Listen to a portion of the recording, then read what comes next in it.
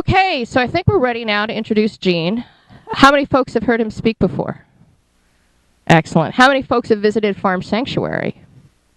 Excellent. For the rest of you, it's going to be a real treat. My first experience of visiting Gene at Farm Sanctuary was with the Hoedown, most recently, though I had heard of Farm Sanctuary before. But when I read Gene's book, which is on sale for $15 only tonight here, and he'll sign them after this, I was completely amazed by this person who, along with a group of people, started this movement to save farm animals a long time ago now. I'm going to read this since you didn't give me a script. Many people picture cows, sheep, pigs, and chickens as friendly creatures who live happily on a peaceful family farm, arriving as food for humans only at the end of their sun-drenched lives. I think most of us who ate meat until recently, or still eating meat, think that happens. Sadly, that's not true. That's what Gene Baur thought until he visited a stockyard for himself. The horror of modern factory farming and Gene's quest to change it led him to found the nation's leading farm animal protection organization, Farm Sanctuary. For more than 20 years, Farm Sanctuary has nursed back to health thousands of animals rescued from slaughterhouses, stockyards, and dairy farms all across North America. But that's only part of the story. Juxtaposing stories from Gene's extraordinary animal encounters with an unflinching look at the horror show that puts meat, eggs, and dairy products on our tables, the book and Gene's life is an eye-opening indictment of contemporary factory farming and a guide that shows each of us how to consume a kinder plate. Yes, I, like most folks, thought that farming meant, the nice picture countryside. Who's seen Food Inc., by the way? So you know that that's not true. Good, that's a good start. So Gene is an amazing man. He's the president and co-founder of Farm Sanctuary. It's based both in upstate New York and in Orland, California, as well as, Gene, you're located near D.C. to do the lobbying. Yeah, right. So Farm Sanctuary does enormous amounts of work, joins with other organizations, join with HSUS, Humane Society of the United States, for Prop 2 in California, and it just does amazing work. And so I'm very, very proud on behalf of FAP and Sonoma Humane Society to present Gene Baur.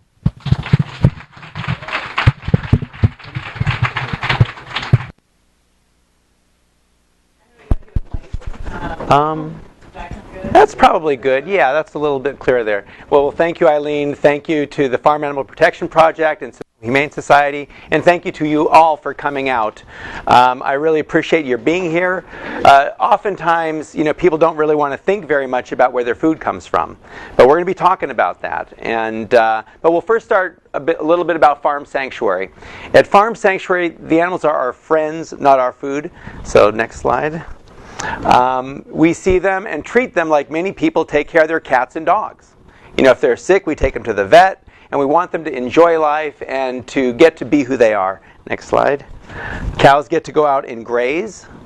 Next. Pigs get to go out and root. And you see these guys have just been out, and they are very happy. They're coming in for some more snacks.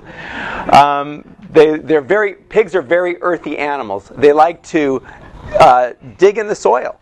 And they create their own little ponds. They don't like it real hot, so they'll actually find the water and they will dig little ponds for themselves. They also have very sensitive noses. In France, they go and dig up truffles.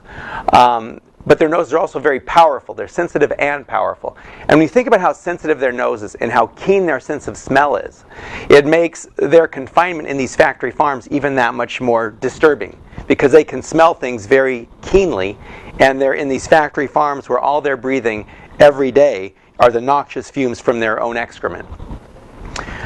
Next slide. And the animals at the farm learn to play and learn to trust and know they're in a safe place. Usually when they first come in, they've only known cruelty at human hands. And so they're oftentimes afraid, and they don't really want to get very close to people. But as time goes, they warm up to us, and they start enjoying life, and they start playing and exhibiting joy. So these animals, in addition to experiencing pain and fear, can experience pleasure and joy. Physical experiences and also emotional experiences. Next slide. This is a picture of one of our turkeys here at the California farm. She's no longer with us. This was taken a number of years ago. But we used to call her Lydia the hugging turkey. Because when you went out to the barn where she was and kneeled down, she would come up to you and crane her neck around your neck like giving you a hug. So these animals, when they're treated kindly, they respond also with kindness. But I didn't grow up on a farm. I grew up in Hollywood, California. That's me with my cat Tiger when I was a little guy. And although I love Tiger, and I also like seeing the wild animals running in the hills in my parents' neighborhood, I was eating meat without thinking about it. And most people grow up in our country eating in a way that everybody around them is eating. Our parents are eating meat, brothers and sisters are eating meat, everybody in school is eating meat. We just sort of adopt the habit without really consciously making a choice to do so. It just happens. We become acculturated to eat hamburgers, hot dogs, cow's milk, cheese, eggs, and so on. And as time went, I started wondering if what I was doing made sense, if this diet was the best diet. I was also asking lots of other questions, and I just didn't want to get a job and make money and not address so many of the problems I was seeing around myself in the world. And I grew up in Los Angeles. There was lots of gang violence. There's a lot of homeless people, homeless animals in the streets. Wars are going on around the world. The environment's being destroyed. And I just, couldn't ignore that. So I started thinking about various issues, and I started out volunteering at Children's Hospital with terminally ill kids. And then I started working with mentally disturbed adolescents when I was in college. And then I started getting involved with environmental groups and consumer organizations, Ralph Nader groups. And as time went, I learned about industrial animal farming and the harms it caused to people, the planet, and animals. And it was something that was not getting a lot of attention back in 1985. So in 1986, I co-founded Farm Sanctuary, and we started working to expose this industry. We started documenting conditions and rescuing animals. But there are many problems associated with factory farming, not only animal cruelty, but also human health problems.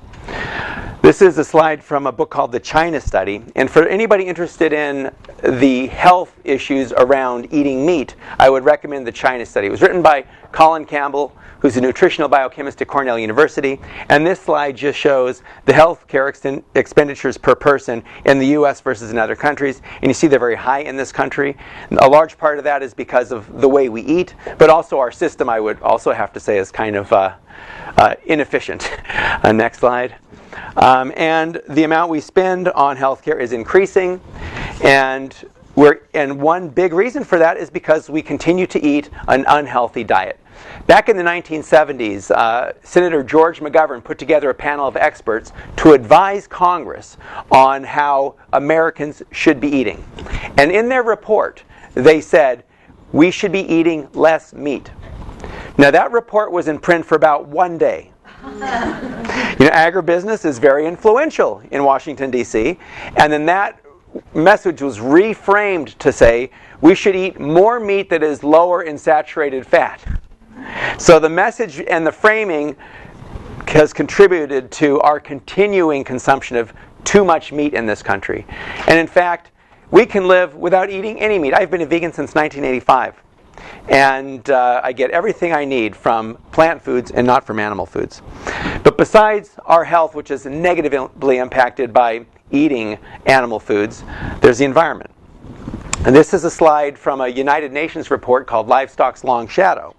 And the United Nations found that the livestock industry, or the livestock sector, emerges as one of the 2 or 3 most significant contributors to the most serious environmental problems at every scale, from local to global. The livestock sector is a major player responsible for 18% of greenhouse gas emissions measured in CO2 equivalent. This is a higher share than transportation. So a meat eater riding a bicycle is going to contribute more to global warming than a vegan driving a Hummer. I'm not going to recommend driving a Hummer, but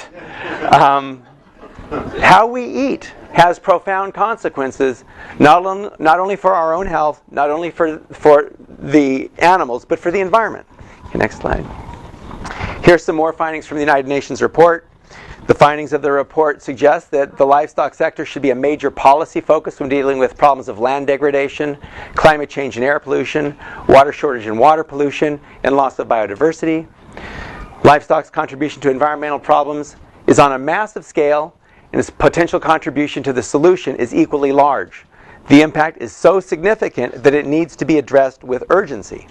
This is the United Nations saying this. This was a few years ago. Unfortunately, these issues have not been addressed with the urgency they deserve.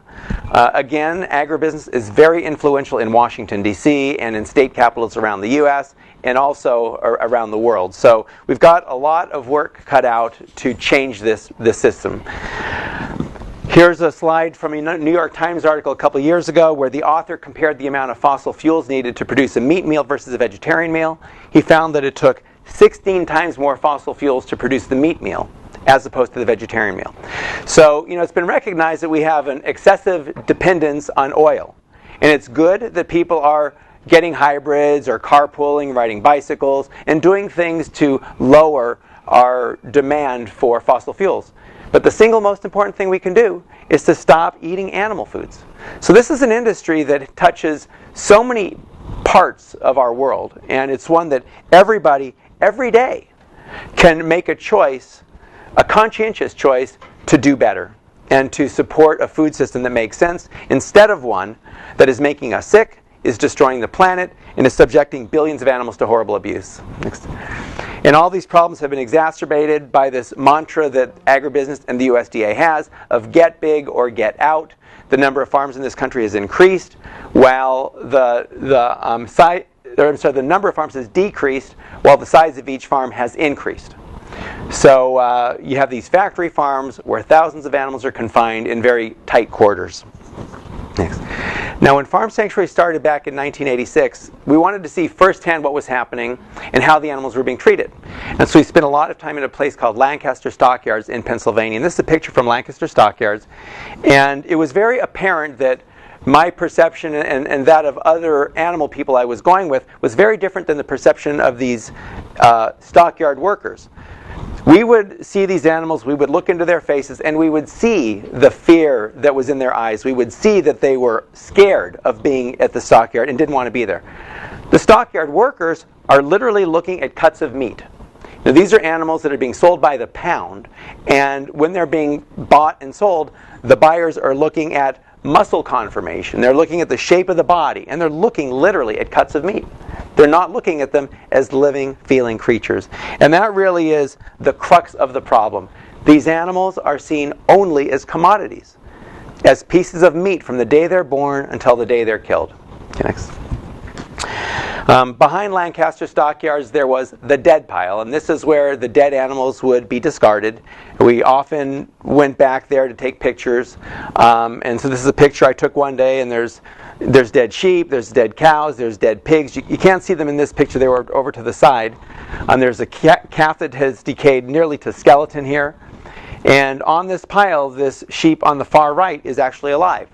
She was thrown away like garbage, but she was still alive. So we were stunned that a living animal would be thrown on this dead pile. Obviously, we took her off the dead pile, called around, finally found a veterinarian. It was a Sunday, so it was hard to find a vet, but we did find one. Took the sheep to the veterinarian thinking she would have to be euthanized. But as he started examining her, she stood up. And that was Hilda, our first rescued animal. She lived with us for more than 10 years after having been just thrown away like garbage. We tried to prosecute the stockyard for cruelty to animals, but local law enforcement wouldn't do anything. So the law did not apply, and those who left her there got off without even being prosecuted. So we started a campaign at Lancaster Stockyards, which at the time was the largest stockyard east of Chicago. Meanwhile, we were these vegetarian activists, and we lived in a school bus on a tofu farm in Pennsylvania.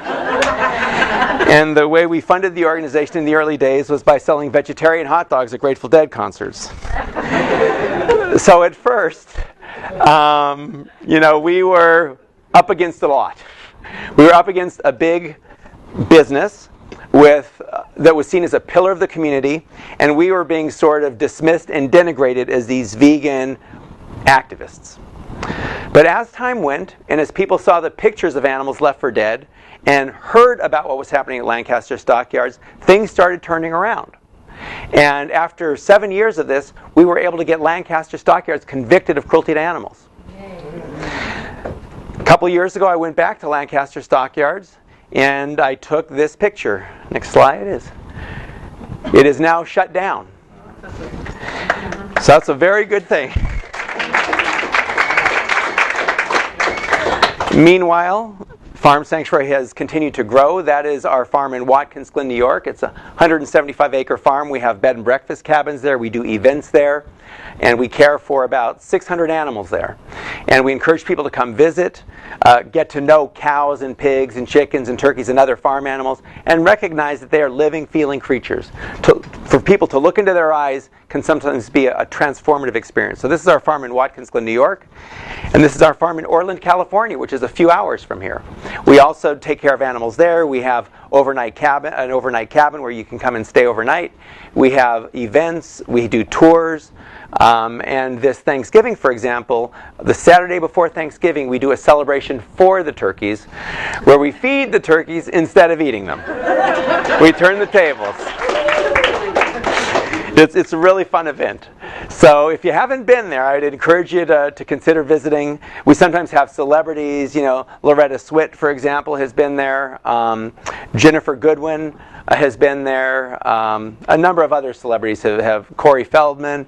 So over the years, we've had a number of celebrities come and be part of that event. So it's really fun, and it's a way to celebrate a positive Thanksgiving instead of one that is centered on the body of a dead bird in the middle of the table. And for vegetarians, that's oftentimes a pretty difficult holiday. So we try to make it positive through the Adopt a Turkey program, where you can actually adopt a turkey or sponsor one that lives at the farm. And you get a picture of your turkey, and for anybody who has to attend a meal with a dead turkey, you might want to consider adopting a turkey at Farm Sanctuary and bringing the picture to that other event and providing that other perspective. Bring the turkey. Or bring the turkey.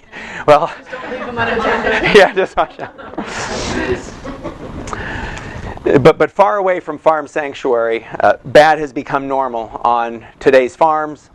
Farm animals are genetically manipulated, artificially bred, mutilated, confined, cruelly beaten, then killed for food. Farm animals are specifically excluded from the Federal Animal Welfare Act. What? Most people believe or want to believe or assume that the laws protect these animals, but they are excluded. That also speaks to how powerful this industry is. Agricultural practices considered to be common are excluded from most state anti-cruelty laws. There was a situation here in California where an egg factory had 30,000 spent hens. These are hens that are no longer considered profitable to the egg industry, so they call them spent hens. And he wanted to get rid of them, but he couldn't find a slaughterhouse to take them because they were skinny and all beaten up from being in cages for a year. And so what he did to get rid of them is he threw them into a wood chipper, alive. And neighbors saw this. They were appalled by it. They contacted us. They contacted other law enforcement agents. We tried to do something about it. And that guy was ultimately found not guilty of cruelty to animals. And it was because what he was doing was considered to be an appropriate and an acceptable way of disposing of these birds. Now, this is a number of years ago. I would like to think the laws are changing a little bit, but a similar thing could happen today, because in most states in this country, agricultural practices considered to be common are excluded from the law. And a common practice is one that the industry does. And if they do it, and enough of them do it, it is a common practice. And in the case of this egg farmer in Southern California who threw these hens into the wood chipper, there were experts, including a veterinarian with the American Veterinary Medical Association, who said that this was a common and an acceptable practice. So when you have an expert like that making that kind of a statement, it's very hard to prosecute somebody for cruelty to animals. And then finally, just to give you a sense of how influential agribusiness is, agriculture is exempt from many labor and environmental laws. The farm minimum wage is less than the minimum wage in other sectors, for example. Agriculture is also exempt from antitrust laws. They get all kinds of subsidies. The amount they pay for water is much less than the market value, and in California here, that's a big deal. So agriculture has gotten preferential treatment for a long time, It's because they have invested so significantly in the legislative process. They're involved in political campaigns. They take lawmakers out to, on golf trips and, all kinds of other things. As I mentioned, we started a campaign at Lancaster Stockyards, and our main concern had to do with downed animals, animals that are too sick to walk. And our position was that if animals are too sick to walk, they should either be humanely euthanized or they should be given proper veterinary care. They should not just be left for dead. They should not be dragged onto trucks and taken to slaughter, which was the common practice. And these are called downed animals. They call them downed because they're on the ground, they can't stand up. So after we were able to get Lancaster Stockyards convicted, we continued campaigning around the country. And this is a picture I took at a slaughterhouse in Southern California of some downed cows that were being slaughtered for human food. Next slide. And that's a picture I took in Texas. This is a downed cow who was brought to a stockyard with her calf. And they sell to different buyers. Certain farmers want to buy calves, some want to buy older cows. So they're separated when they come into the auction. And as they were being separated, and this mother fought to be with her calf, her neck was broken. And you can see how there's the sort of track in front of her. Her neck would swing from side to side. She didn't have control over it. And she was left there for hours, possibly days.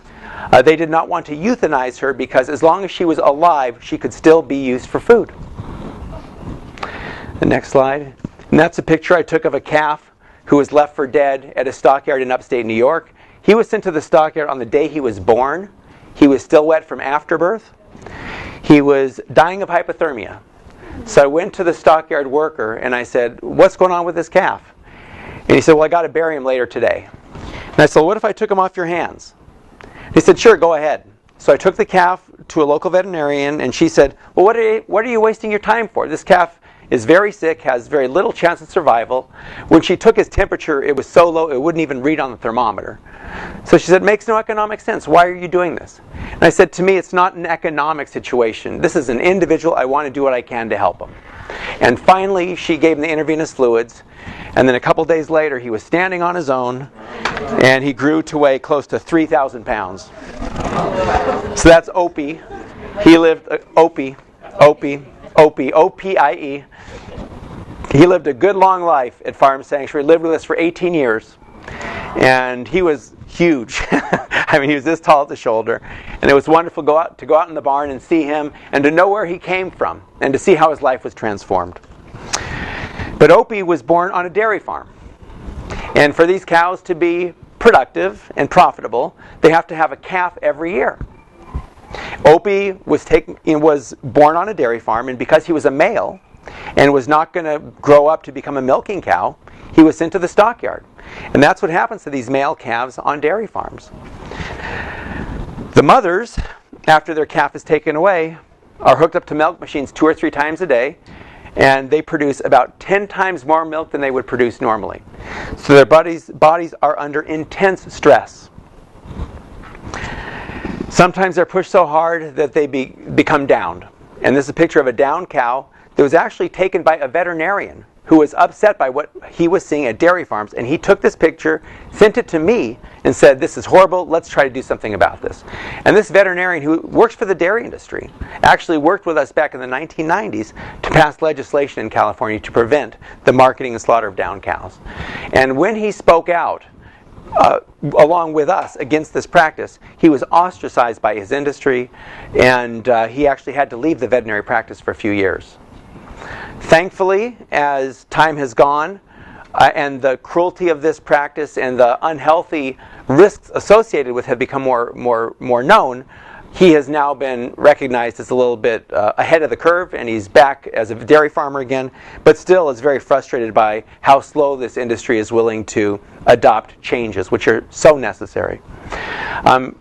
With regard to downed animals, it is now illegal for downed cows to be slaughtered and used for human food. So we've made some progress on that front. But other downed animals, pigs and sheep and goats, can still be marketed, dragged onto trucks, taken to slaughter, and then killed for human food. And the USDA also explicitly allows diseased animals into the food supply. When we first started this campaign, we actually argued and filed a petition with the United States Department of Agriculture arguing that downed animals are diseased and diseased animals cannot be used for food. Their response to us was that it was appropriate and normal and common for diseased animals to be used for food. And that's still the case. So diseased animals are still routinely going into the human food supply in this country. As I mentioned, Opie was born on a dairy, and because he was a male, he was considered useless and he was sent to the stockyard the day he was born. Other calves who survive longer than Opie did, or are healthy enough, according to the veal industry, are bought and put into these veal crates. And they'll live that way for their entire lives, chained by the neck, unable to walk, turn around, or exercise. And they're confined this way so their muscles don't develop, they remain soft. And these animals are then killed and their flesh is sold as veal. But they're not the only animals confined. That's a picture of sows in gestation crates. These are 2-foot wide metal enclosures where breeding pigs are kept for most of their lives. And they call these gestation crates because this is where they're kept during their gestation period or their pregnancy. Right before giving birth, they take these sows and they put them into what's called a farrowing crate. It's a similarly confining crate where the sow has 2 feet, and just to the side there's another 18 inches for the piglets where they can be, and they can nurse from the mother through the bars when the mother's laying down. And the piglets will nurse for about 2 or 3 weeks. Then they'll be taken away to be fattened for slaughter, and they're usually killed at about 6 months old. The mother will be re-impregnated through artificial insemination and then put right back in the gestation crate. So she lives a constant cycle of impregnation, birth, and re-impregnation, living her whole life in a 2-foot wide enclosure where she can't walk, turn around, exercise, can't go outside, can't interact in a positive way with other animals, including her piglets. Next. The animals suffer both physical and psychological disorders as a result. They have bruises on their bodies, as you see on this one's front leg. They also have sores on the sides of their bodies from constantly rubbing against the metal bars. And they'll live that way for years. They also suffer from psychological problems and engage in neurotic coping behaviors like bar biting. And again, these are very intelligent animals that are basically driven mad in these crates. And the other confinement system I'll mention are battery cages. That's how egg-laying hens are kept. They're packed in these enclosures that are lined up in rows, stacked in tiers in huge factory warehouses that'll house about 100,000 birds. They're packed so tightly they can't even stretch their wings. And they're constantly scraping against the wire bars, and they have bruises and abrasions on their bodies. And they'll live this way for about a year. Now, how many of you were involved with Proposition 2 here in California? All right. Well, Proposition 2 was huge. These are 3 confinement systems, the veal crate, gestation crate, and battery cage, that animal people have been concerned about for years. But the first time all 3 were challenged was here in California in 2008. And California became the first state in this country to ban all 3 of those practices. By passing Proposition 2. And we passed it by such a significant margin. By a nearly 2-to-1 margin we won in November 2008, that it sent reverberations across the country. After Proposition 2 passed, I was talking to a group of state legislators from rural areas all over the country, including from places like Iowa and Ohio and Illinois, where there's big farm interests at play. And I heard them talking about how if this measure, like Proposition 2, came to the Midwest, agribusiness would be in big trouble. So we decided to run similar initiatives in Michigan and Ohio.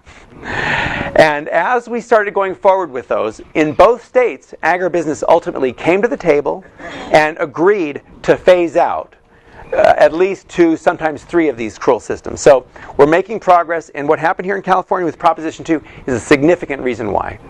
It was a statement that we as a society consider these practices to be cruel and unacceptable, and that is now reverberating.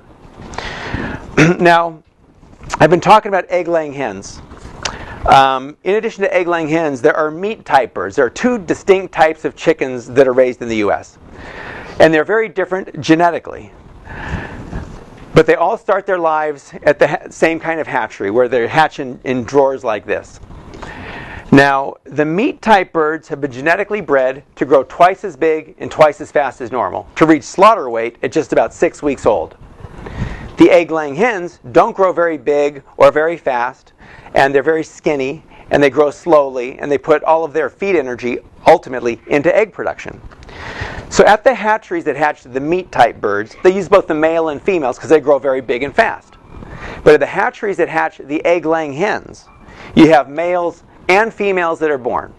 The females are raised to become egg-laying hens, and they put them in the battery cages. The males don't grow fast enough to be raised profitably for meat, and they'll never lay eggs. So they're literally discarded on the day they hatch.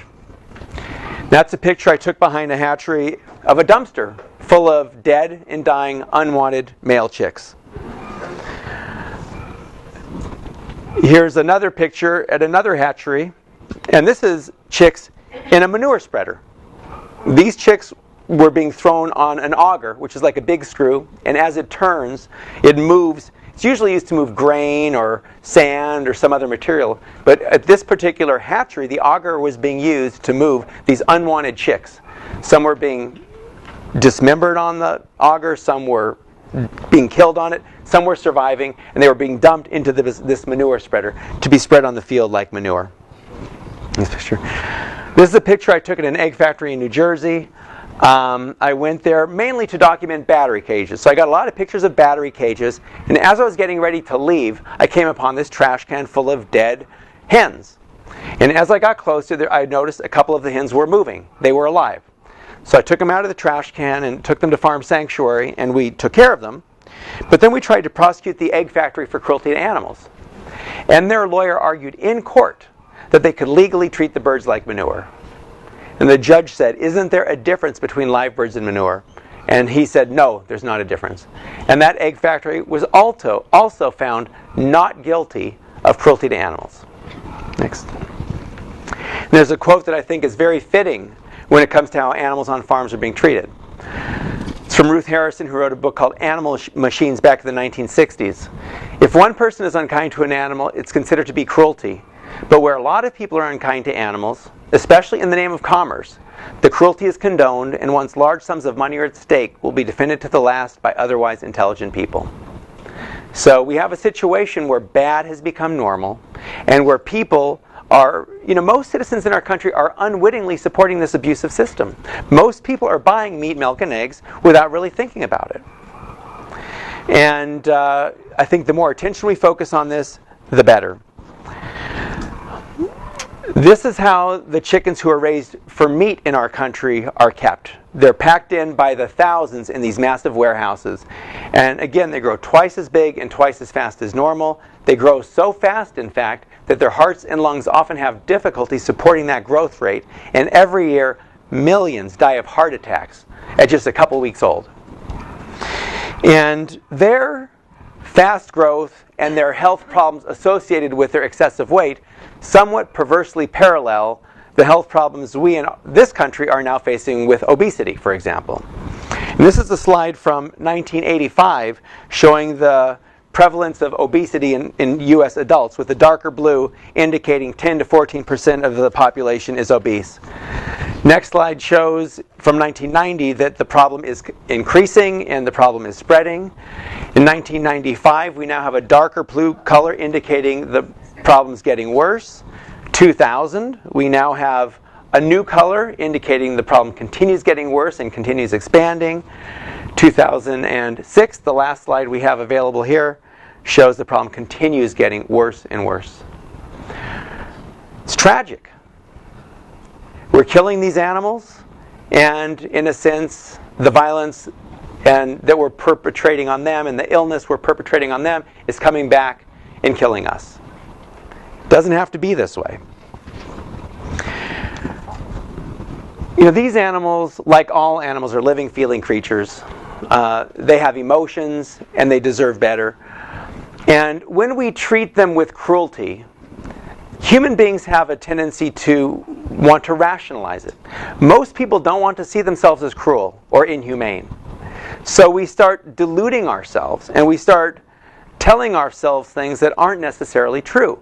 One of the first visitors to our farm in Watkins Glen, New York, was a pig farmer. And he went into our pig barn and he saw a couple of young volunteers taking care of these 500-pound sows. These are a couple of young women that maybe weighed 100 pounds each in a barn with 500-pound pigs.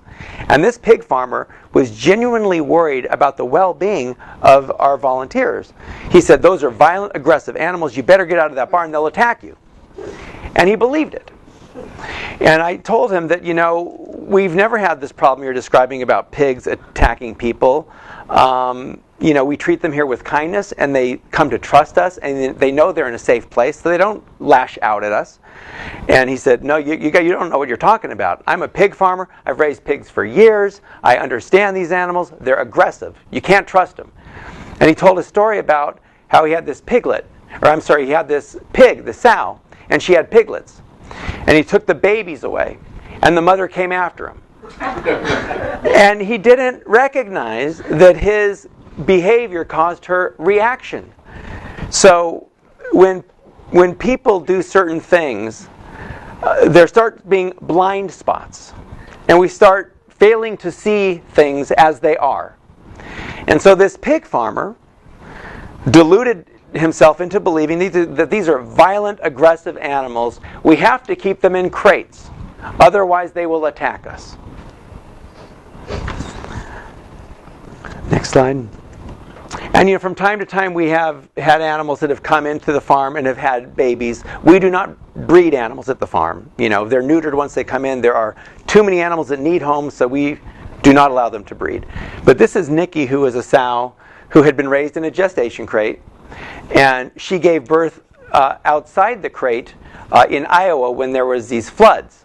And Nikki and a number of other animals escaped.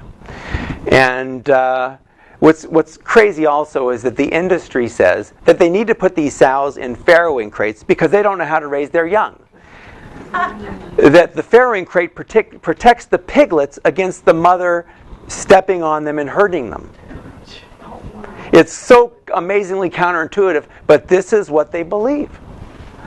But Nikki gave birth, raised her young, and you think she's afraid when we go into the barn? Not really. She knows she's in a safe place. She trusts the people she's around. When animals are treated with kindness, they respond. Just like when people are treated with kindness. Conversely, when animals are treated cruelly, they're going to have a different kind of reaction. Same thing with people. And the animals at the farm can smile. You can see that. Those are really happy pigs. They have everything they need, including love from people. And, at the farm, they have straw, and so they make their own beds. And I think farm animals, like people and like all animals, we essentially want to express who we are and be who we are. And on these factory farms, they're not given straw bedding. They're not even given the freedom to move. And they suffer physically. They suffer emotionally. And when human beings treat other animals this way, we sort of shut off part of ourselves. We have a tendency to want to justify our behavior. And if our behavior is bad, we start coming up with reasons for doing bad things. And I think human beings are very, very smart. We can come up with a lot of reasons, good reasons, to do really bad things. We've done this over the course of our history. And we adopt certain assumptions that need to be challenged. And, historically, today when we talk about not eating animals, one of the reasons that we're given for why it's okay is, well, we've always done it. The same reason could be given to justify slavery. Well, we've always done it. Doesn't mean we should keep doing it. As time goes, I think we learn and we evolve and we start living in a way that is more humane, more compassionate, more sensible. At the end of the day, I think we need to make choices in our food that are consistent with our own values and consistent with our own interests. And in this country today, most citizens are eating food that is produced in a way that is not consistent with their own values. Most people think that the pictures I showed you here are cruel and unacceptable. But most people are unwittingly supporting those practices by buying meat, milk, and eggs. So people are buying foods and supporting a system that is inconsistent with their own values. So you have this dissonance between what people believe and who they want to be and what they're doing.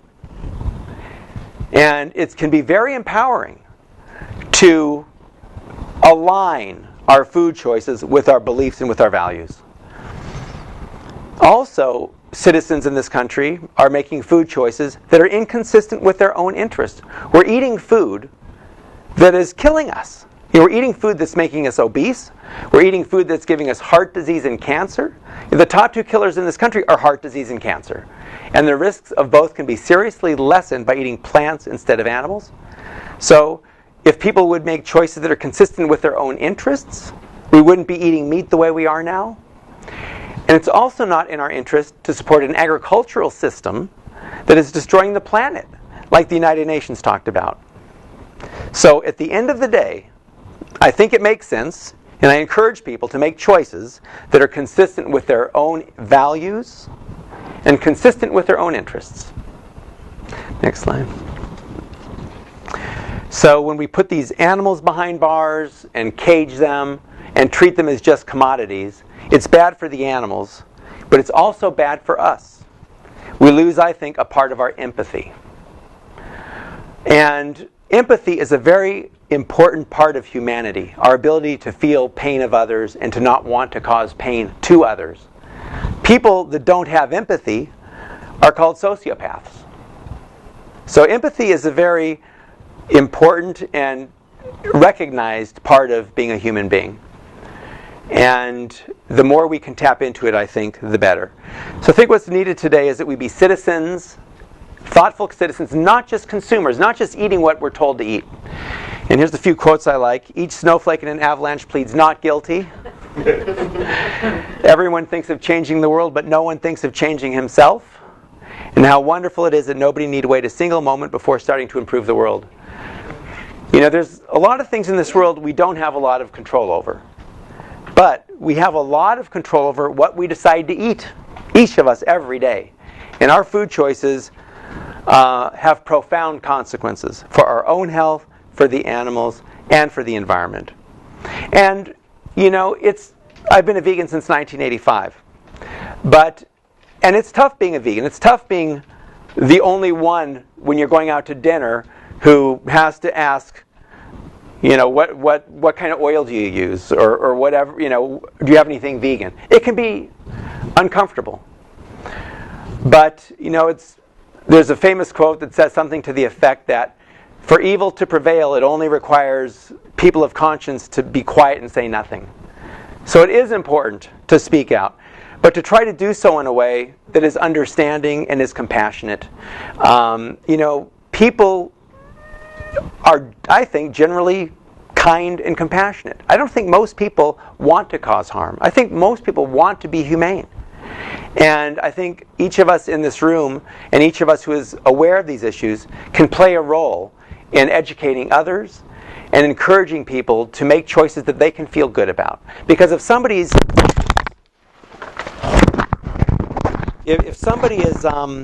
eating or doing something that they don't feel very good about, there's dissonance there. And they are in denial, in a sense, and are not really looking at and dealing with the facts as they are and the reality that they're participating in. And by living in a way that is consistent with your values and interests, it can be very empowering. Again, there's lots of things in this world that are outside of our control, but when it comes to what we eat, there's an awful lot that is inside our control. And here's a quote I really like from Margaret Mead, so I often include it. Never doubt that a small group of thoughtful, committed citizens can change the world. Indeed, it's the only thing that ever does. So with that, we have one last happy pig slide at Farm Sanctuary. And I just again want to thank you all for being here, and I'm happy to answer any questions or comments or anything like that. So thank you.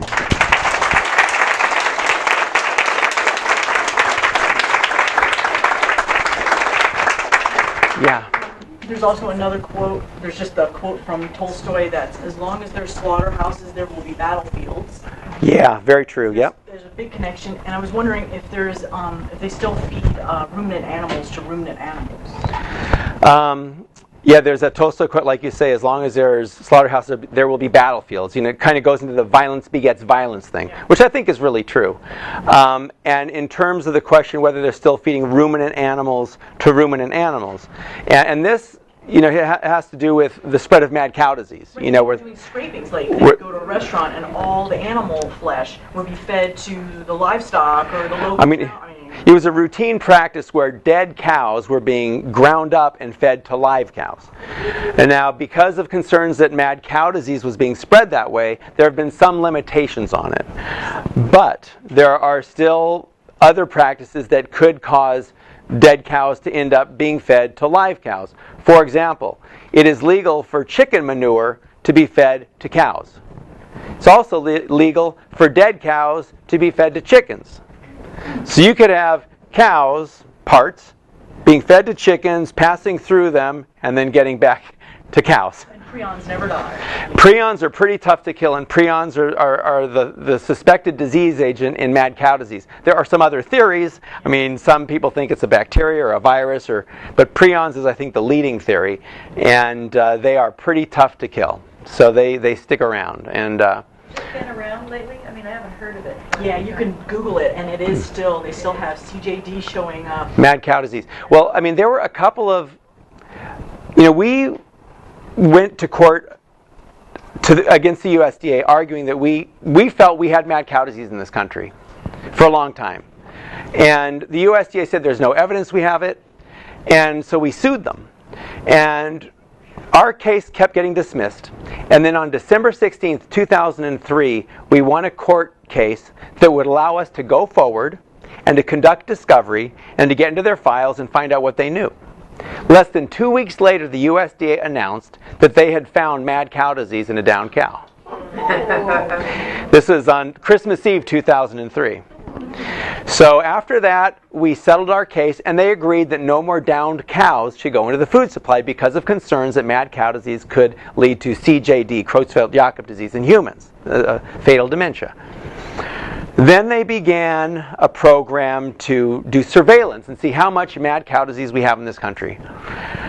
I believe that program was not necessarily intended to really find out how much we've had in this country. I think historically USDA has had a don't look, don't find approach. And I think that there's a strong economic incentive not to find it. So just because it has not shown up doesn't mean we don't have it. And, you know, in our country we also have people dying of Alzheimer's disease. It's conceivable that some of those folks have been misdiagnosed and might actually be dying of Creutzfeldt-Jakob disease, which has very similar symptoms. But a lot of times these fatal dementias are not, people do not get autopsies done. You know, the assumption is just they just died of Alzheimer's.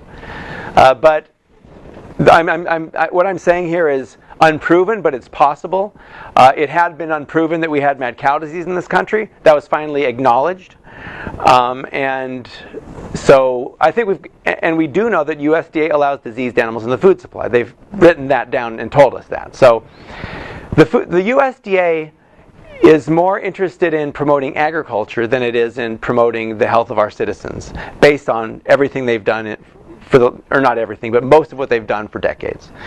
So, you know, it's important for citizens to be aware and to make choices that are consistent with their own interests and their own values, because I don't think we can count on the USDA to give us the kind of information that we really need. And, you know, the USDA also is involved with the school lunch program, and that we know is pretty bad. And children participating in it are required to be given a glass of cow's milk, even if they're lactose intolerant. It's completely backwards. But this is to support the dairy industry more than it is to promote the health of the children. I mean, this is the kind of thing that's so maddening, that tax money is being used to support industries that are harming our kids. And again, there are myths being promulgated. For example, I was speaking at a group of dairy farmers in Wisconsin, like 1,400 dairy farmers, a couple years ago. And they kept talking about how people need to drink more cow's milk because otherwise we don't get enough calcium and we have problems with osteoporosis. And so they said this, and I grabbed the microphone and said, you guys keep talking about how drinking cow's milk prevents osteoporosis. Well, if you look at the empirical evidence in our country, we drink a lot of cow's milk and we have a lot of osteoporosis. So that's really not the solution.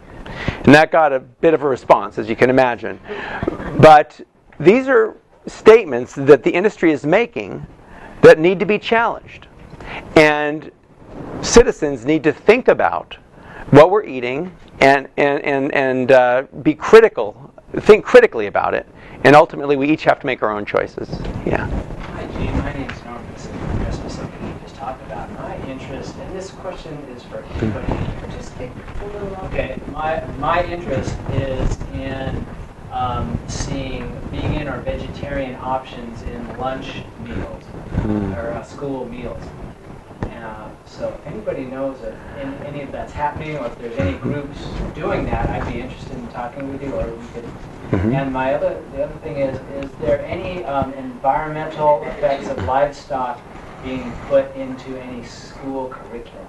I'd like to see that as well. Well, we've done some humane education on the environmental impacts and the health and animal welfare issues as well. It's called Cultivating Compassion, and I think that's still available on our website. It's a humane education curriculum we have. In terms of getting healthy vegan foods in the schools, there's actually a bill that we've supported in Washington, D.C. called the Healthy School Meals Act, I believe, that would require that plant-based alternatives be provided in place of, animal foods. Now, it's a tough slog, as you can imagine, but there's some legislation that's being proposed. There's an organization that I think does very good work. It's called the Food Studies Institute. It's run by a woman named Antonia Demas, who studied with Colin Campbell at Cornell University, and she's been going into schools for decades and works with kids to familiarize them with various plant options. And she will use food in teaching. Like, for example, she'll use beans of different colors and they'll use them for art.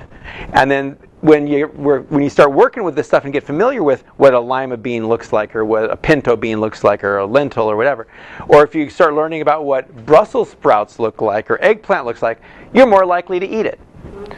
Because, the USDA has historically, given kids, raw stuff that didn't look very good, and the kids don't eat it, and the USDA says they want pizza and hamburgers.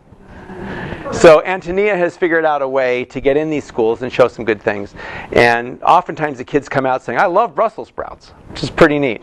So that's Food Studies Institute, and I imagine there's some others as well. Yeah.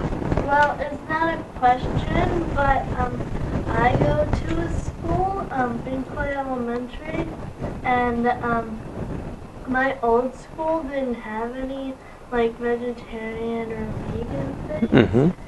And the school that I go to now does have vegetarian things, so Good. I can eat the lunch. Oh.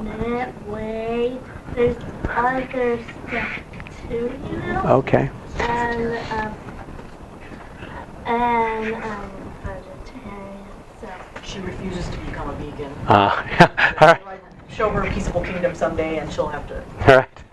deal with her conscience. Yes. The schools, a large part of the change that's going to happen is going to be parents and children who are in these systems to start demanding that change happens. And some schools are going to be more responsive, others will be less responsive.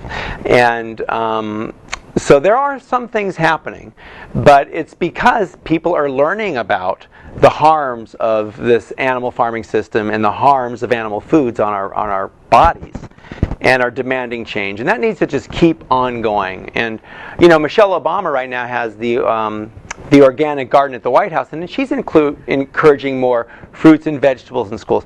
It's pretty widely accepted now that we need more fruits and vegetables to be consumed by kids. So we're getting to a point where there's a recognition, at least, and we need. But still, in Washington D.C., there's an awful lot of support for commodity crops, industrial agriculture. Corn and soybeans, which are then become cheap feed for the livestock and poultry industries.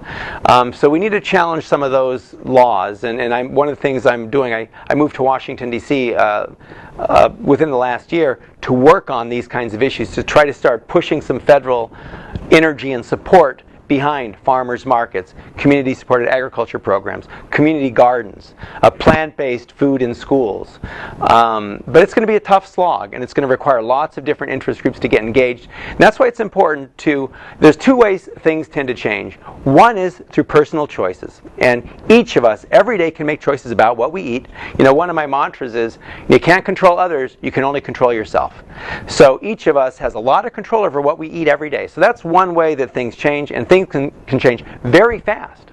And if everybody starts eating plant-based foods, you know what? Agribusiness is going to quickly change and start producing a lot of plant-based foods. So that's one way things change. On the grassroots, and I ultimately believe that is how most change is going to occur. But the other way things change is through the legislative process and through policy making. And it's also important to be involved there. Get to know who your elected officials are. Let them know that you believe what you believe.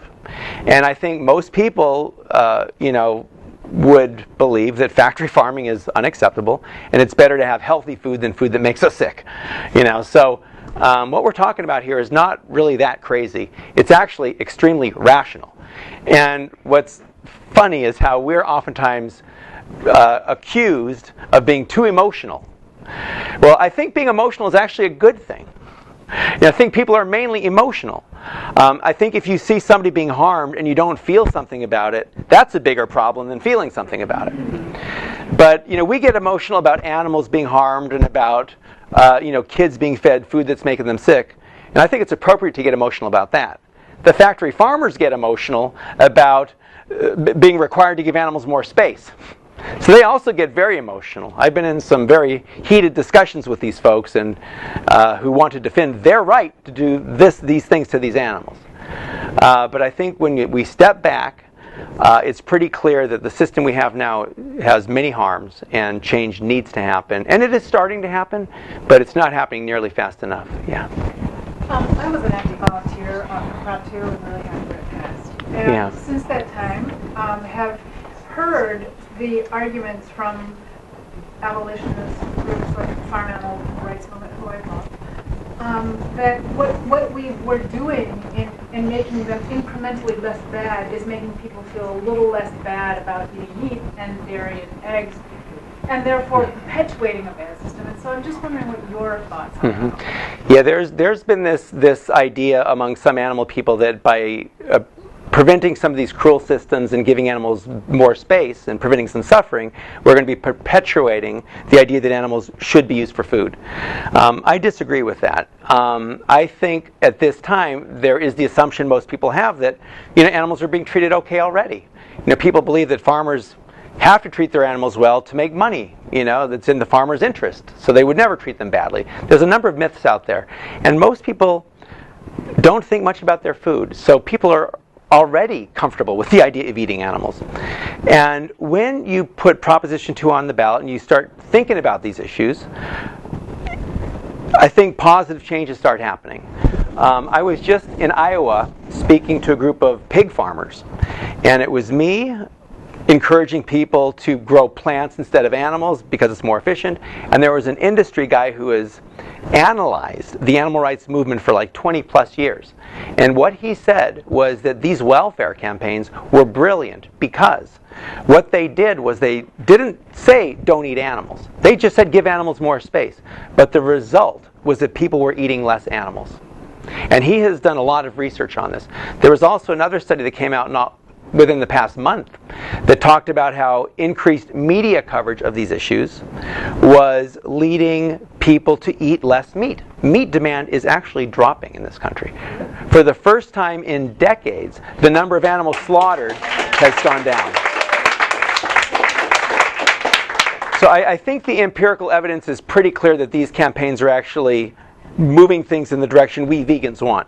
Now, I think we need to be open-minded to all points of view. We need to be open-minded if there's new evidence suggesting something different. But I think the statement that these welfare campaigns make people feel more comfortable about eating animals is unfounded, and I've seen no evidence to support it, other than people saying it. Yeah. Also, there's the Meat-Free Mondays by Paul McCartney, which is a great, he's a Beatle. Hell yeah. He lists out all the reasons why you should not eat meat on Mondays, and the That's rest right. of the year as well. Yes. People, and that's good. These Meatless Mondays thing is wonderful, and that actually started at Johns Hopkins University School of Public Health in Baltimore. So you have these institutions saying this. There's a guy at Stanford who's an MD, and I don't recall his name offhand, but he's like a very well-respected professor there, and he's taken a year off from Stanford to go try to put an end to the animal production industry. You have Colin Campbell from Cornell University who wrote the China study. You had Caldwell Esselstyn. You have Bill Clinton, who recently heard that Bill Clinton's mainly going plant-based. This is pretty huge. Now, because his daughter got married, he wants to be around, if she has kids, to be a grandfather. But something I'll say, too, about that is that a couple of guys that Clinton cited were Colin Campbell, who's a nutritional biochemist at Cornell University, whose China study I mentioned here, and Caldwell Esselstyn, who's a doctor at the Cleveland Clinic. And these guys are both in their 70s. They've worked for their whole careers trying to promote human health, and they've found that plant-based eating is the best solution. And they're actually going to be in a movie that's coming out in March of next year called Forks Over Knives. And there's a website called forksoverknives.com, and that's, some of the postcards. I would strongly encourage you to check out the website, get involved with that. It's going to, I think, be a very significant tool for us to get our word out. It's mainly health-oriented. There is some animal and environmental stuff, mainly health, though. So I think that, again, the evidence ultimately is mounting. The current system we have is unsustainable. I was talking to a group of agriculture people a couple years back, and I was making the case that growing plants is just much more efficient than growing plants and feeding them the animals and killing the animals. And these other people kept saying, no, the most efficient way to feed the world is through industrial animal farming. And I kept saying, well, it takes a lot more water, takes a lot more land, people become sick, so we have all these health care costs. What you're saying doesn't make a lot of sense, And I finally asked them, where do you guys get your information that factory farming is the best way? And they told me the name of the book. It was called Saving the Planet with Pesticides and Plastics. And they were serious. There's a book called Saving the Planet with Pesticides and Plastics. I went and picked up a copy. Who wrote it? By Dennis Avery, who works at the Hudson Institute, a think tank in Washington, D.C., that comes up with reasons and rationales to do things that industry is doing. So, yeah. Any advice for local government? Any advice for local government? I think making plant foods more available is the bottom line. Promoting farmers markets, CSAs, maybe some zoning issues where there could be incentives for people to grow their own vegetables. Maybe Meatless Monday was Meatless Monday resolutions is a good idea. Local governments, I think, have some limited authority. So in some cases, a symbolic resolution like a Meatless Monday thing could be good. And education. Just encouraging people to eat more plants instead of animals. Even having like a website on the local government page. And if there's a Meatless Monday thing on where you can get vegetarian food, where the farmers markets are. Just promoting that side of the food system. Yeah. I was just going to say, a lot of people have a very poor knowledge of nutrition. Yeah. And a lot of people are conditioned, like I know I was at a very young age, of the food pyramid. And that, that is, I think, a place where we have to start to make a change like that, because some of the big industry tries to radicalize where we're coming from. Yes. So that we grow up. I'm sorry. Well, so that you don't see change because. Well, we grow up being acculturated to accept that meat is normal to eat, and it's natural and necessary to eat. And animal rights people are sometimes, they attempt to marginalize us and call us crazy hippies or crazy whatevers. But the evidence is becoming so sound. Again, Bill Clinton, who everybody recognizes is, pretty smart in some ways. He makes some mistakes, obviously. But in terms of, an issue like eating well and researching what is healthy, he's pretty smart at that kind of stuff. And the industry essentially is in trouble. They depend on people to buy their products. But their products are harmful. They're in a position not too different than the tobacco industry was in a number of years ago.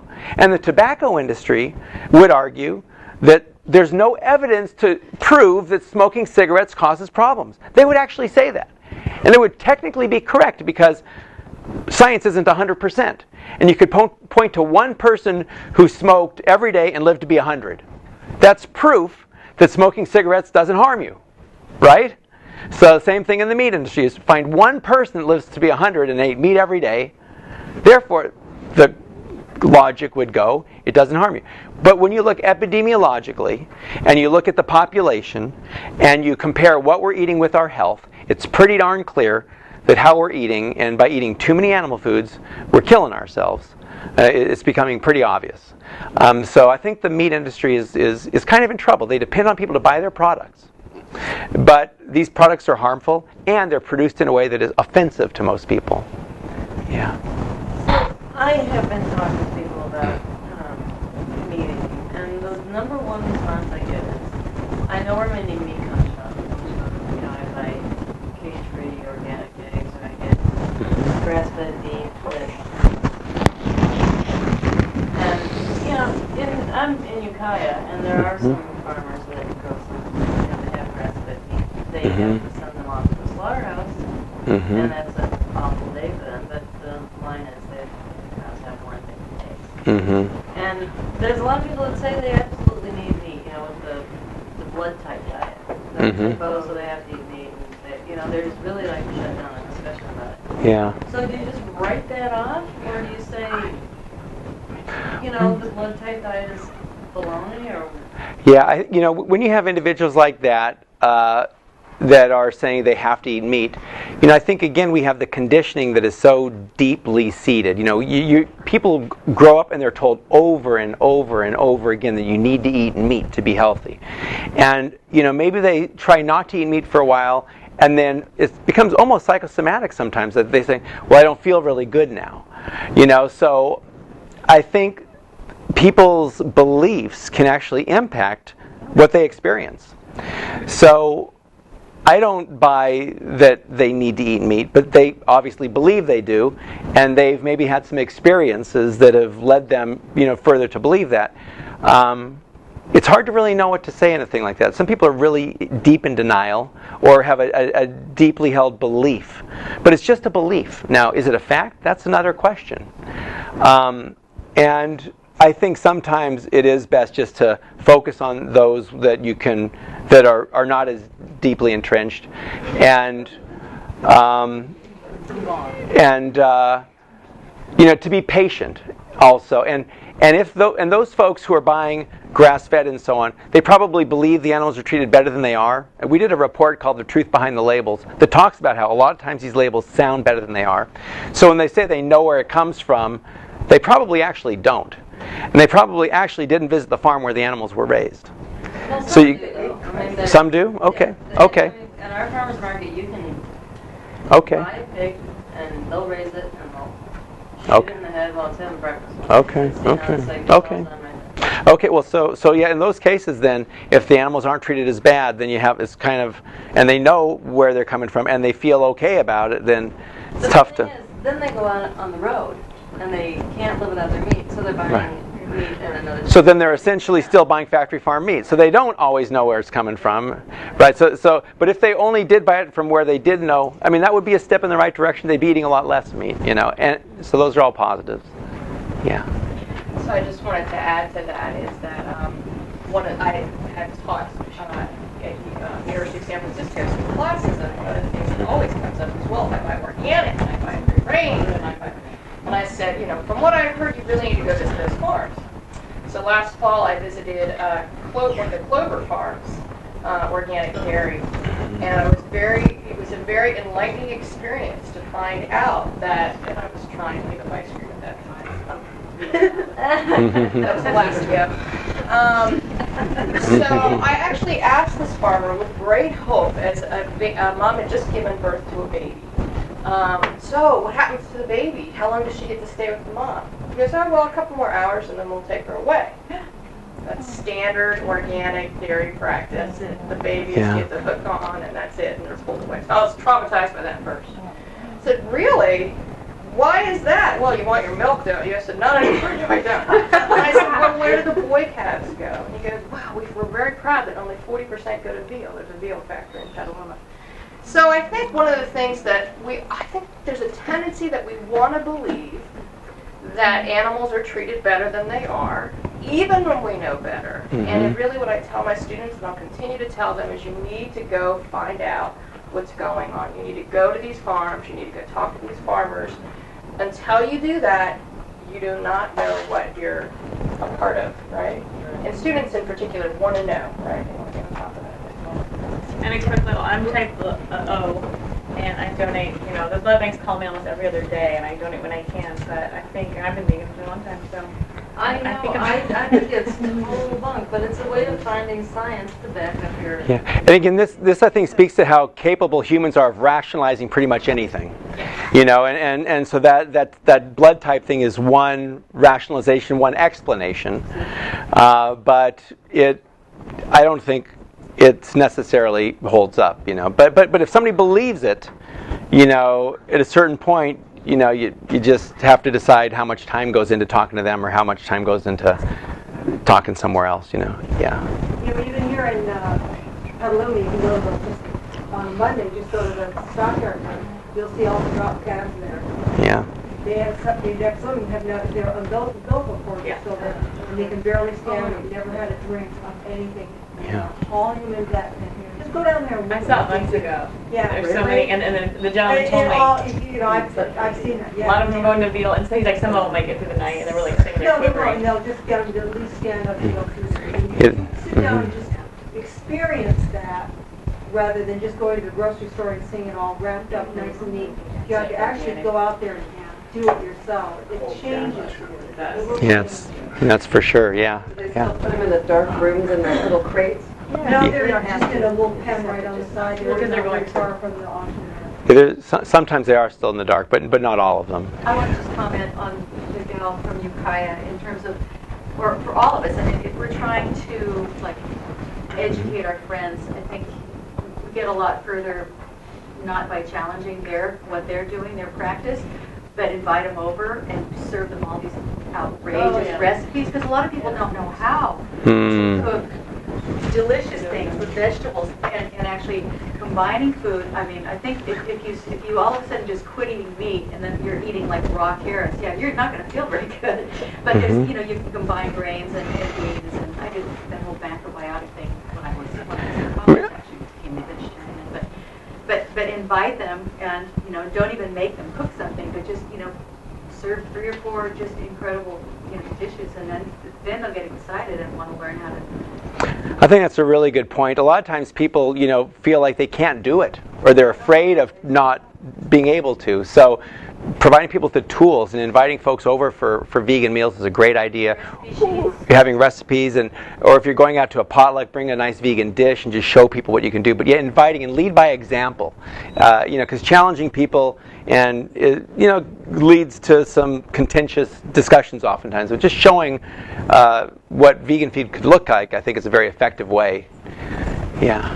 I've seen in some Whole Foods where there's like a whole cow hanging as a whole dried cow is a whole thing, that's good for you. Wow. I've seen in the windows where they actually display aged cow, and there's an entire cow hanging. I've not seen that. They do that at Whole Foods? Yeah, at Whole Foods. Like Oakland. Really? Wow.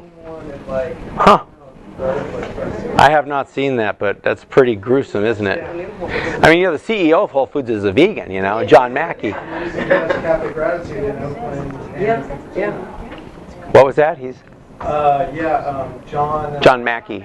He has Cafe Gratitude in for free year of rent in Oakland and... A free year? Because he really believes in it. Yeah. Ford was okay with it, but I don't think... Yeah. Right. Yeah. What about, a lot of us have pets, and I always brought up with the belief that the dog has to have meat and the cat has to have meat. What about the pet food industry? Well, the pet food industry, as you can imagine, is pretty brutal. I mean, they're taking, parts that aren't sold for humans and sell them for pets. But so dogs can be vegan pretty easily. Mine are. Sometimes they have eggs. Okay. Now, with cats, it's a little bit more complicated. I know some cats I've heard of cats that have been able to eat vegan, but I don't know I've not seen too many that have done well on it. So, but dogs, it's easy. Cats, unfortunately, I don't know that it's possible.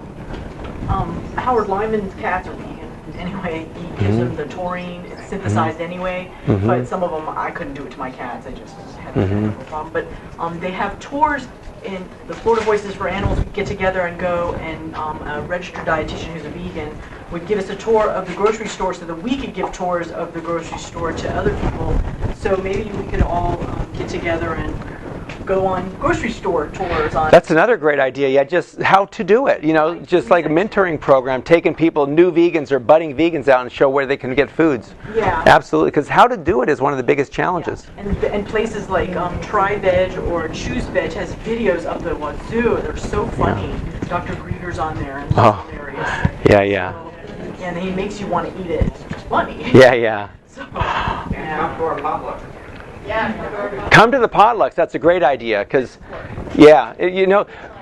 people are social animals and we need to have social support. So it's very important to be part of a community that is supportive. So definitely come to the potlucks that are organized here locally, and you can probably learn new recipes. So it's about being in a community that's supportive. That's a big part of it. So I guess we should probably wrap it up here pretty soon, and maybe one more question, and I'm happy to sign books for anybody interested. I was just wondering, is there something you would recommend for animals? That was a really good point. Yeah. Do you have dogs or cats, and what do you feed them?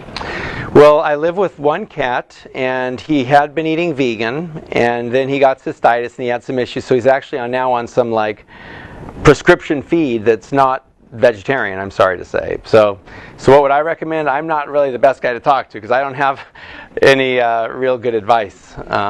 Maybe? We've got, we're from Australia, by the way, but we've got cats and we've tried dry vegan food for a while, but we do have to integrate it with other stuff. We sort of give them a bit of that for a while and then swap them over because we just can't, because they've got various health issues as well. I mean, even if they're fed meat, you could give them some vegan and cut down on the meat. That'd be another way to do it.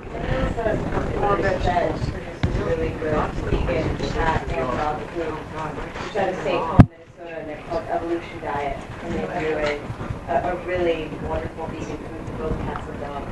Yeah, I think that. They're online. You can only buy them online. Okay. Yeah.